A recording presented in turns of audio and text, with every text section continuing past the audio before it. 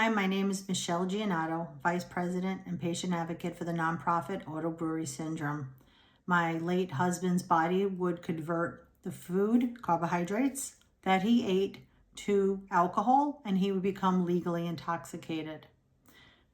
On this video, I'd like to talk about the people who have it in our support group. There's over 1,300 members worldwide right now. There are a lot of people in our group who do not want to come forward and tell people that they have this condition. They live in silence, they suffer in silence, and a lot of it is because they're embarrassed because of the negative connotation with the association of alcohol. They know people talk, they know that this is not widely known. There's a lot of accusations about they must be drinking, they're closet alcoholic. They know, they're not stupid. There's a lot of non-believers out there. Oh, I heard it's rare. There's no way they could have it. I mean, it's not rare. It's rarely diagnosed. If you only knew the people and the professions and the children that are in our group right now that have this disease, you would be shocked. You would be shocked. Some of them are fighting a DUI. Some of them are facing jail time. Some of them are in jail. Some of them just got released from jail. Some of them can't talk about it because of the legal aspect of it. Some of them do talk about it and they go to the news, but they're very few and far between. And a lot of it has to do with they live in a small town or their community or their church, or everyone knows them. My husband was the same way. He didn't want anyone to know. He wanted to keep it hush hush. He would say to me, let them think I'm drinking. I don't care. Let them. I found it difficult to stay quiet. I'm the big mouth. I feel, just say it, get it out there. But he was more conservative. He didn't want the world to know his business. And he and I, after getting this a number of times, we would, be very active in our support group and try to help and encourage others in the group that realize they have this condition.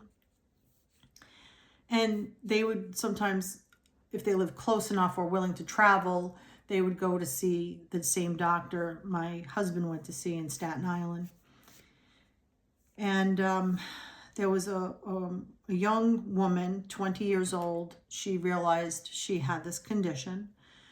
And we thought it would be nice to start visiting patients when they went for the high carb challenge in the hospital. And this was like way before COVID, when, you could go into a hospital and visit people.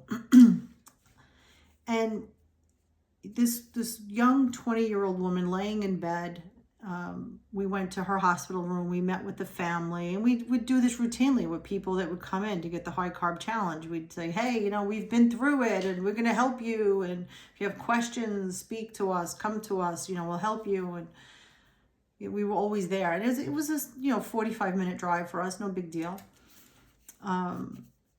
And when we left the hospital, after visiting that 20-year-old woman, my husband said, I think I want to come forward and tell the public what I have. And I was shocked. I was like, what? You want to tell the world? What? And I said, why? And he said, because no one should go through what I went through. No one should have to live this life. Here's this young woman going through this. She just tested positive for having this. And why shouldn't others know? Why should we keep quiet? This is not my fault. It wasn't her fault. Everyone in the group that's struggling, it wasn't their fault. And I said, all right, well, there's nothing we can talk about today, right? No decision needs to happen today. So let's talk about it tomorrow. Because I figured he'd sleep on it. He'd wake up and say, what the hell was I thinking? What, am I crazy? And he didn't. He woke up even more determined to say, no, this isn't right. So what? My body makes alcohol. It's not my fault. I got this from taking an antibiotic. I had no idea that this could possibly happen. And now you have these other people in the group, and we need to tell our story. And I said, okay, but there's risks. There's risks to going public, and you need to know this. You're going to have a lot of people, liar, liar, pants on fire. You're nothing but a closet alcoholic. You're making up this story so you can cover up for your drinking. You're going to get all these people out there that are going to say, you're making it up. He said, I don't care. I don't care. And I said, okay, let's take another day and think about it. Because when we make that phone call and we get news crews coming to our home, this is going to go viral. And we're going to be out there. Like, there's no taking this back. And he said, let's do it. And I was so proud of him.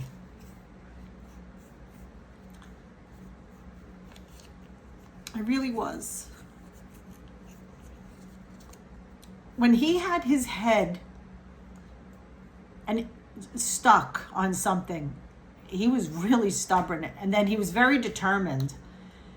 And we did call some news outlets, and they came immediately to our home. They put other projects on hold just to come to our house to film, and it was kind of exciting. We'd never been exposed, and you had the cameras and the filters and the lighting, and I learned how important it was to keep your house clean and dusted and not have too many things out. Our house always had to be camera ready. And we had different news media outlets that would come, and we told our story. We were on Staten Island Live, SI Live. We were on Associated Press. We were on ABC News. There was so many media outlets. And once one of our stories went out there, other newspapers and periodicals and they picked up the story, and they spun it. They spun it also with their little twist. What happens is when another news media picks up your story and they put their own spin on it, by the time we're up to the third or the fourth spin, it's not even true anymore. Some of the facts are so distorted. And you don't know which is the original, right? But that's another risk we had to learn when you go public. He had no regrets going public. I certainly have no regrets, because in what I'm doing, I'm helping more people realize that they might have this. I am helping more doctors realize that their patients might have this, and they're more open and do some research and understand that, we didn't realize that the human body can do this. And again, children get it too. So this isn't about, a certain minority or majority or ethnicity or an age. It's literally across the board. It spans everyone. For those of you who are fighting ABS, if you want to consider going public, it's a risk, and you need to be prepared for that. For those of you who did come forward, thank you, because you are the ones that are helping get this disease on a map, getting people to understand what this is. And it's not right or wrong to go public. It's just, whatever helps you, whatever helps others, and whatever fits your lifestyle or your situation. Caretakers, stay strong. Stay strong. Okay? If you're a medical professional or even non-medical professional, go on our website, autobrewery.org. Download our case studies if you want to donate so that we can continue the research studies that we have already with the National Institute of Health and other organizations. Please give a little donation to us. We'd appreciate it. Thanks.